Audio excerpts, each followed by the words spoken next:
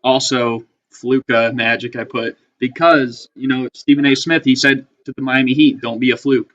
Um, right now, the Heat, I believe they're the 13th seed, and the Mavericks might be as well, 13th or 12th, somewhere around there.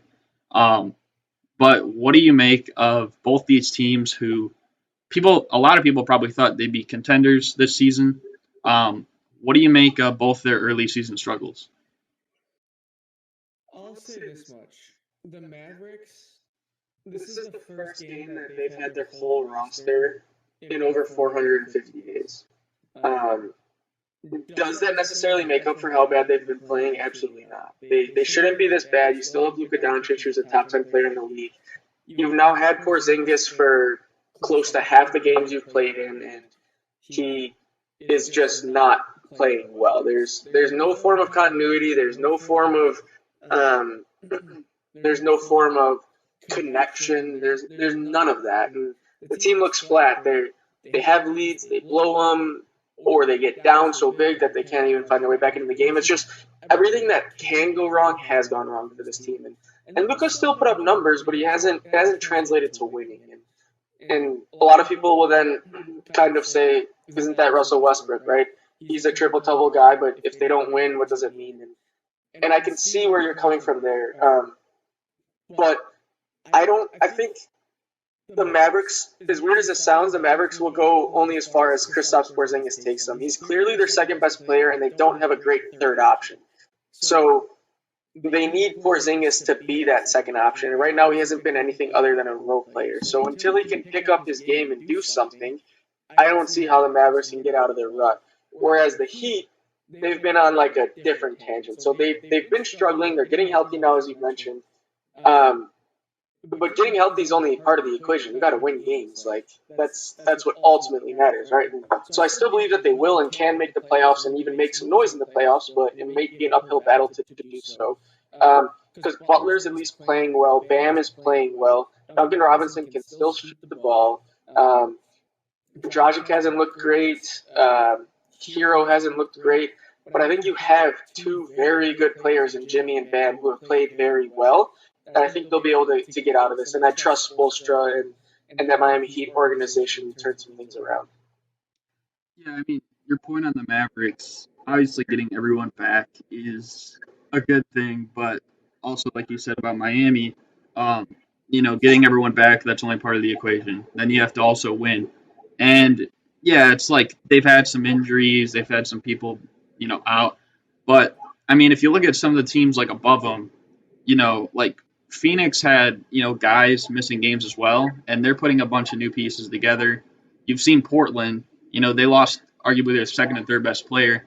Even the Grizzlies, who had no Ja for almost like 3 weeks, and the rest of their team shouldn't be above, like, they shouldn't even be above the Mavericks, period.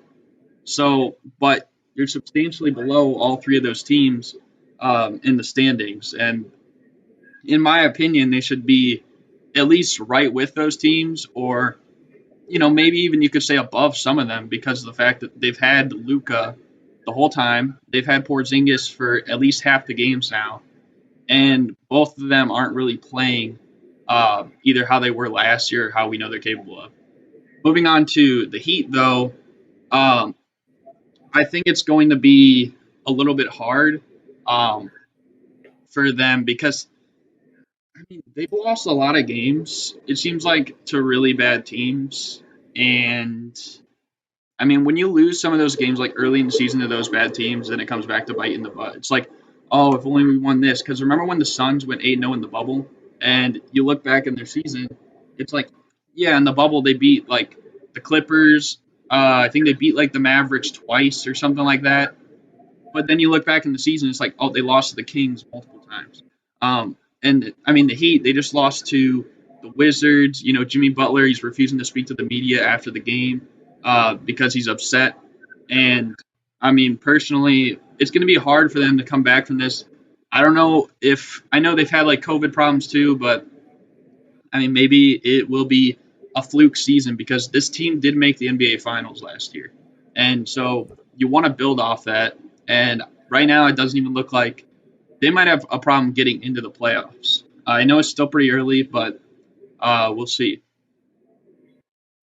So, for what it's worth, the Heat are 2.5 games back from the 8th seed, and the Mavericks are 3 games out. Heat obviously have an easier path because the teams ahead of the teams placed 7th through 12th that are ahead of them: Cavaliers, Hornets, Knicks, Raptors, Bulls, Magic. Only team I'm very confident in making the playoffs out of those is the team that's actually in 10th the Raptors. I still think that the Heat find a way to make it back in the playoffs. The Mavericks, they have a different way of doing so, right? Like the Grizzlies, if you don't think the Grizzlies make the playoffs, that's fine. But you probably think the Suns will, the Blazers will,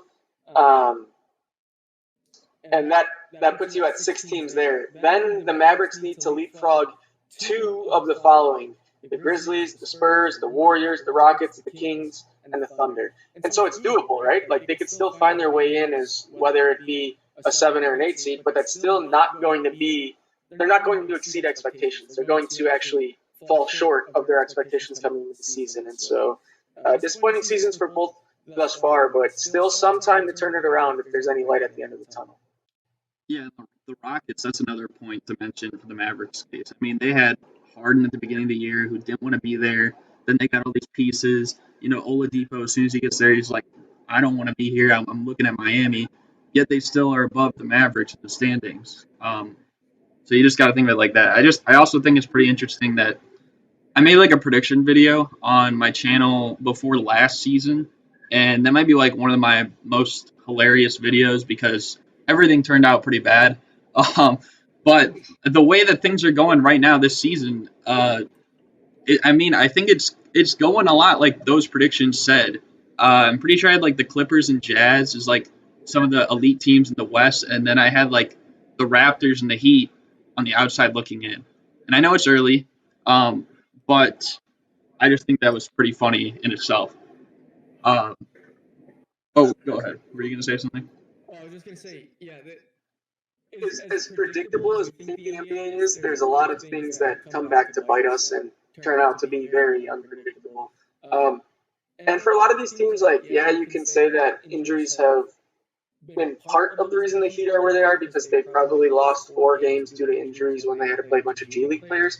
But then when they're healthy, they lose to the Wizards. And so there's a level of variability that we have to consider when we think about it, and this is kind of what we're seeing now. Yeah, for sure. And also to combat my predictions, I think I had like the Pistons 5th, like before last season, so it's not completely accurate. I'm not trying to like portray something crazy.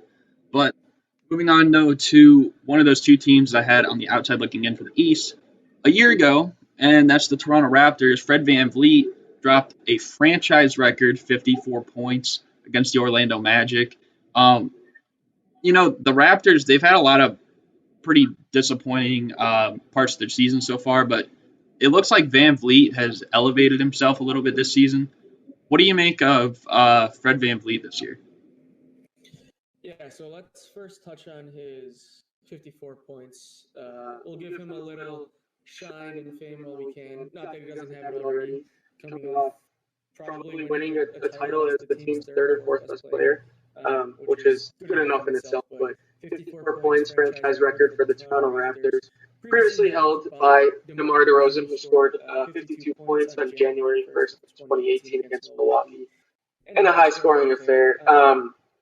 The 54 points are the most ever by an undrafted rookie, by an undrafted player, I'm sorry. So that's something that he can hang his hat on. But if we just look at his numbers from this year, averaging just north of 20 points, so career high, more than 2.5 points more than he's ever averaged before.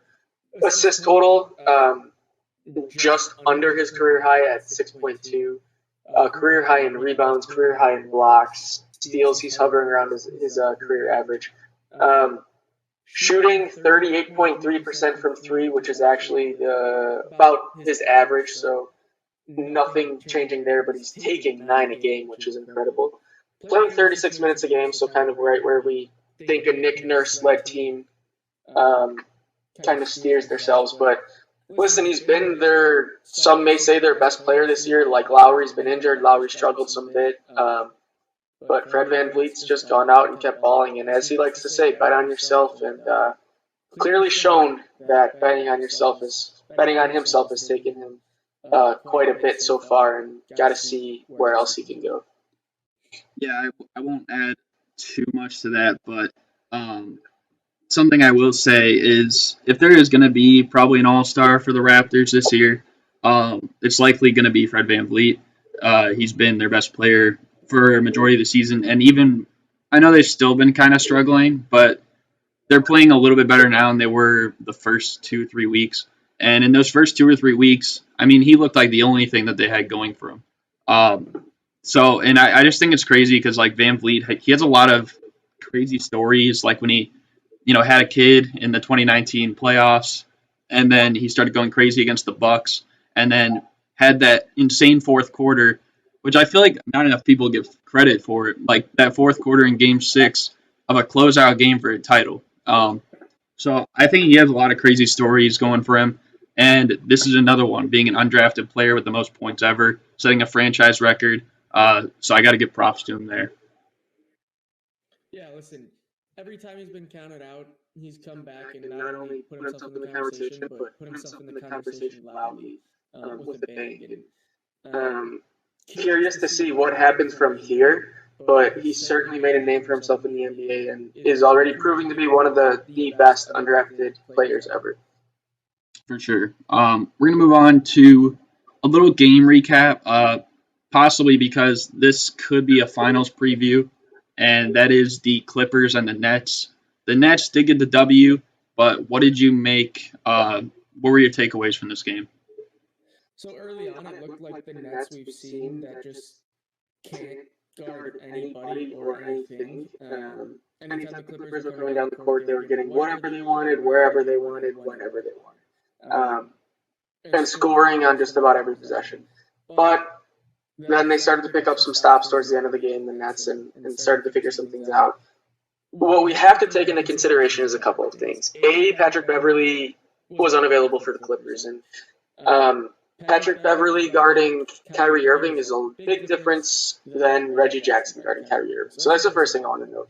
Second thing is, if these two teams do ultimately end up meeting each other in the finals, I expect the Nets especially to have a different roster. So they've already signed him on Shumpert, so we'll see what he does if he's able to stick around.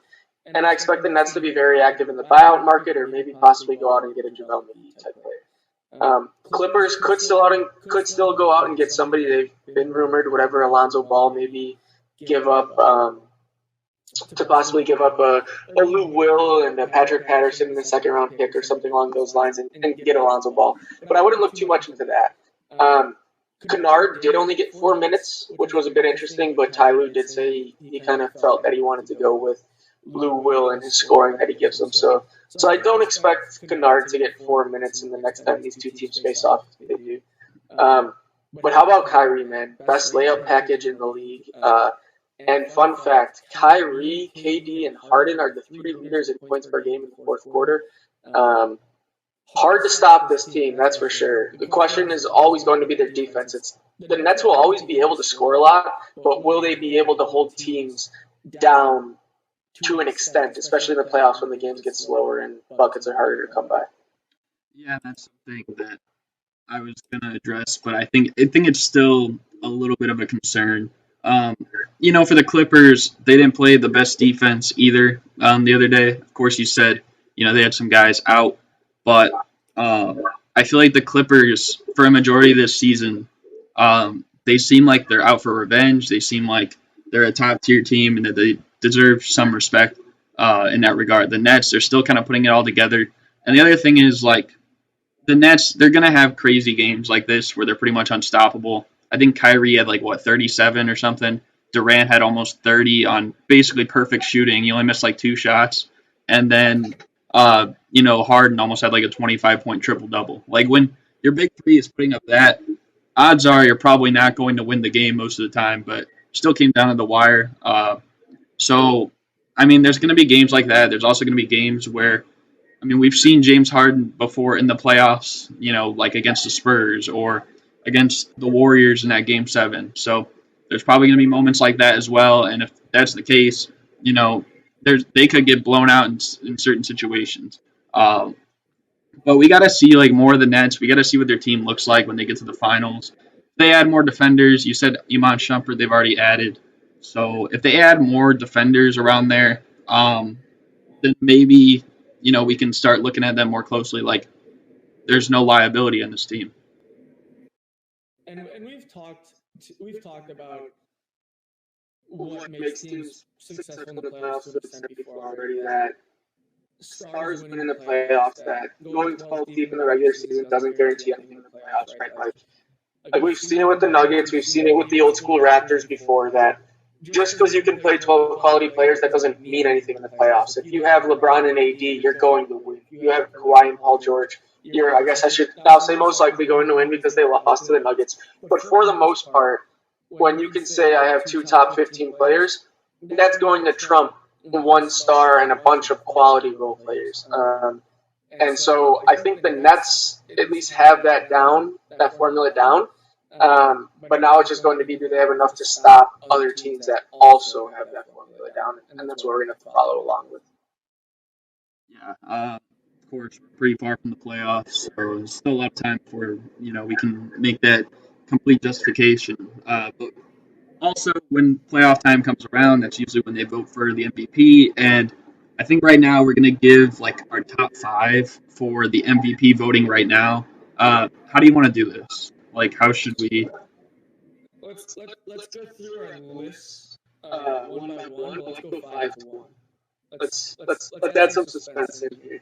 Okay, 5th for me. It was tough. There's probably 2, maybe 3 other guys that you can consider here. I put my 5 as Damian Lillard. I think that he's been playing insane, especially as of late. His second best player right now is probably Robert Covington, who hasn't even looked that great most of the season. So I had to put Dame 5th. But I don't know. How about you? Yeah, so Dame doesn't make my ballot, at least my top 5 ballot. I'm actually going to head to a team we just talked about. I'm going to head to Brooklyn, and Kevin Durant is my 5th place in the MVP race right now. Some team success, playing very well, probably the best recovery thus far we've seen from an Achilles injury. Knock on wood that nothing happens. But I think Kevin Durant deserves to be in the top 5 here. Where do you go at 4? Yeah, I mean, you basically just said it. Kevin Durant, that's who I had at number 4. Especially the way he's playing, and you even said there, off the Achilles injury, is something that we haven't seen in the NBA. Maybe with Dominique Wilkins you can consider, but I mean, Durant, it doesn't even look like he lost a step. But who do you got 4? 4 for me is the team that the Brooklyn Nets just beat, their best player. I'm going to go with Kawhi Leonard. Quietly putting together a very, very good season, averaging 25, 5, and 5. Currently sitting in the 90-40-50, or in the 50-40-90 club, sorry. And his team is atop the Western Conference. Like I said, quietly doing this because he's not getting a lot of publicity. People aren't talking about him. But he has very certainly been a top player in the league this year. And team results are showing that. We know how important team results are in terms of MVP voting. Yeah, and it seems like I'm always one above you for all these other votes. I had Kawhi at number 3. Like you said, he's averaging 26, 5, and 5 on a 50-40-90 split, which is just insane to think of. But the other thing that not enough people are saying is that he's not load managing at all this year. He missed a few games for the face laceration, missed some games for the health protocols, whatever. But he has not load managed once. He's played multiple back-to-backs already. I think he's out to make a statement this season. So for me, my number 3, I go with the other team in LA, and I'm going to go with LeBron. As good of numbers Kawhi is putting up, LeBron's putting up essentially, well, not essentially, he's putting up better numbers, 25, 8, and 8. Field goal percentage isn't necessarily right there, but he's 49 from the field, 40 from 3, and let me get the free throw. 71 from free throws, obviously not great. But same story, top team close to the top of the West. No publicity, sorry. Just him being LeBron helps his case. So I think it's hard to leave LeBron off the top 5 as well. And I have him sitting at number 3. Where do you go at 2? Well, for LeBron, I did have him as an honorable mention. I didn't put him on there, but he was, literally the first one I had on here. But my number 2 that I had was Nikola Jokic. The dude's averaging almost 27, 10, and 9 right now. The Nuggets, who we talked about in I think the 3rd or 4th episode, struggling to start the year. He's basically brought them out of the gutter, and now they're sitting at the 4 seed. and they've been winning like what, six of the last seven, or they're on like a 6-game win streak or something like that. I think 6 of their last 7, I believe. Yeah, and I mean, really, we haven't even seen like Bubble Murray necessarily for that much of this season. If we ever get to see some glimpses of Bubble Murray in the regular season, they very well could jump up to the first seed, and maybe that even helps Jokic's case. But I don't think that he's quite above my number one yet. But who do you got at your number two? Yeah, I think our balance align with number 1 and 2. I myself also did have Nikola Jokic, the Joker, as my number 2 candidate in the MVP race right now. Not much more I have to add to what you said. Obviously, he's putting up an insane stat line. Figured his assists would dip down a bit and wouldn't necessarily stay above 10 per game, but for a big man to be putting up 8 per game, for anybody to be putting up 8 per game is impressive in itself. Team success is the only thing holding him back thus far from the number 1 contender. But go ahead and give your number 1 MVP leader, because I believe that we have the same. Yeah, my number 1 is Joel Embiid right now. In the games that Joel Embiid has played, I'm pretty sure they have over a 90% win percentage, and I don't think there's any other team in the NBA that's won over 80% of their games in general. When he doesn't play, yeah, they did get a win the other day against the Pacers, but that's their first win in the 5 games he's missed, and they've looked like a completely different team when he doesn't play. And he's having, a career year as well. We saw, I believe in 2018, 2019, that was when Embiid took like a next step alongside like Butler and those guys. And then he kind of took like a step down last year, and now, he's elevated the Sixers, and he's helped elevate a lot of those like shooters around them as well. Like Seth Curry is playing insane when he's out there, and even Danny Green's had some pretty good games too. Tobias Harris looks like arguably an all-star. So I got Embiid number 1. Yeah, I have Embiid number 1 as well. I'm trying to see if I was trying to pull up his on-off stats, but I don't think I'm able to get to that. But yeah, you basically said it all, right? The team wins games when he plays, and they lose games when he doesn't. And to me, what more is there to the award that's called the most valuable player, right? Here, I actually have it up right now. So Embiid, when Embiid's on the court, they basically have a plus differential in every category when Embiid's on the court, which means that he is proving to be very, very good.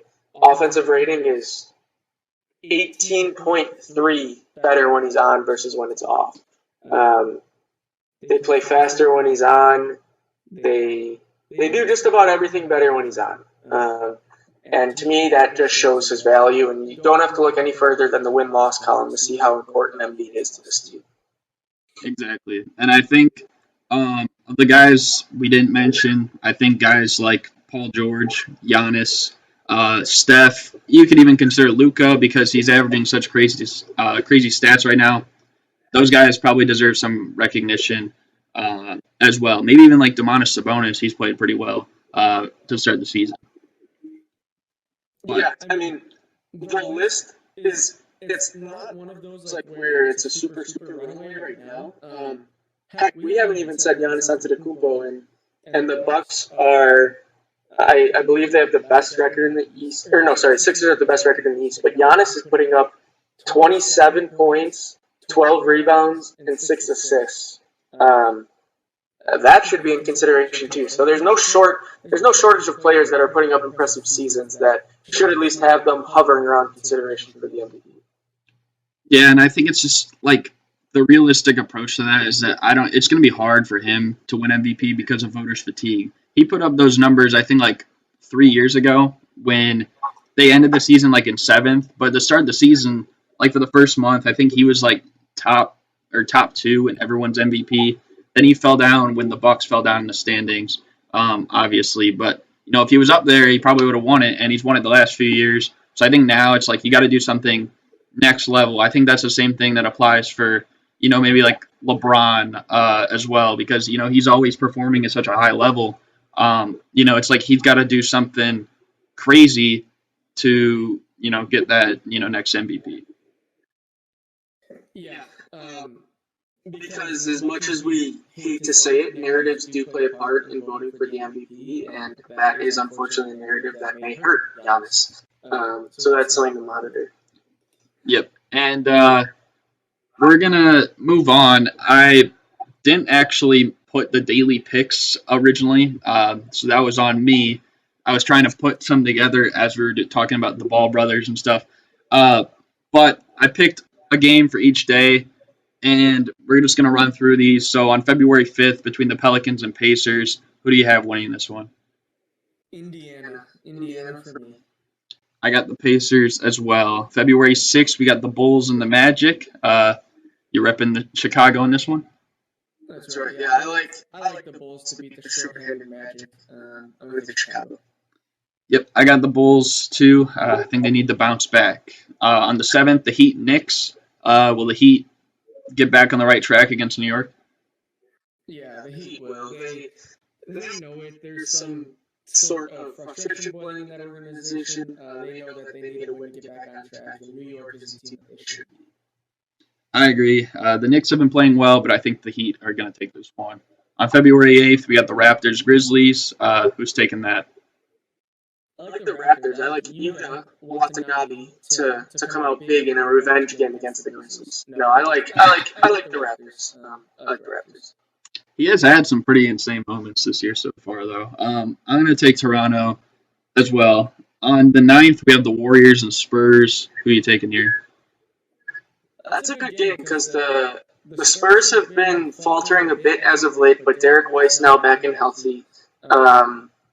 The Warriors have been so-so. They've beaten the teams they should beat, but then kind of lost the teams that I guess they should have lost to as well. But I'm going to take Golden State to win this one as well. I know they beat them earlier in the year, but I think they'll win this one as well.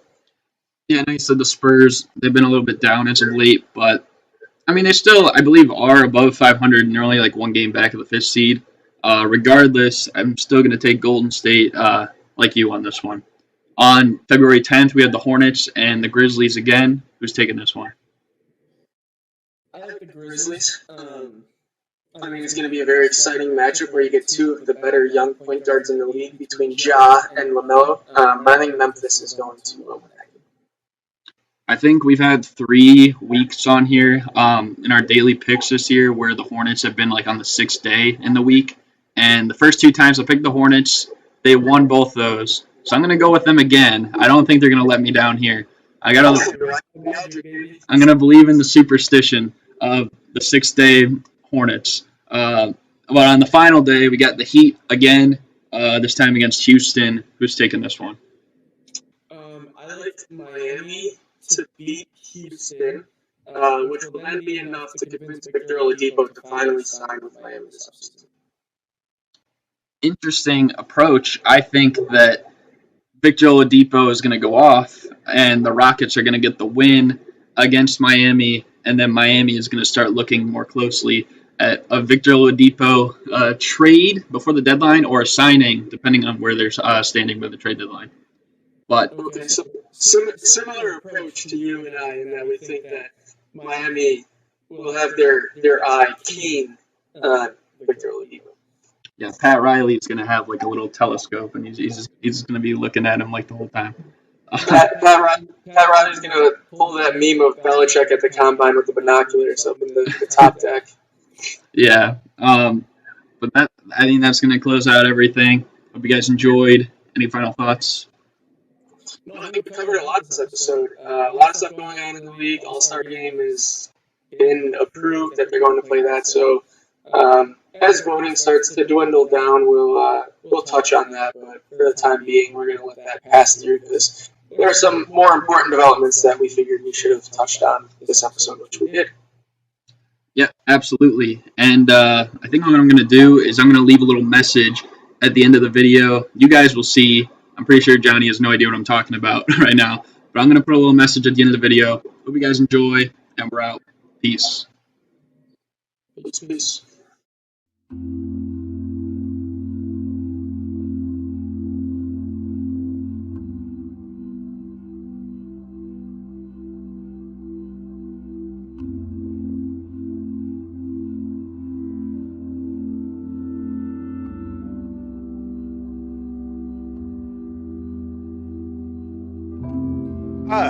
I'm Kendrick Perkins.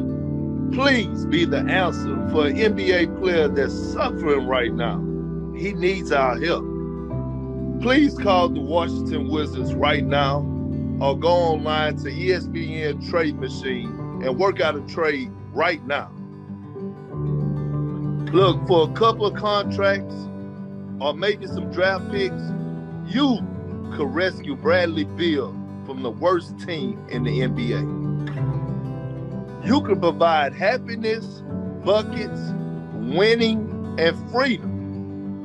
Call before the trade deadline, and the Wizards will send you Bradley Beal in this beautiful tote bag for free. This is your chance to say, I won't sit back and watch Bradley Beal suffer. Please call or go online to the NBA Trade Machine right now. Together, we can all save Bradley Beal.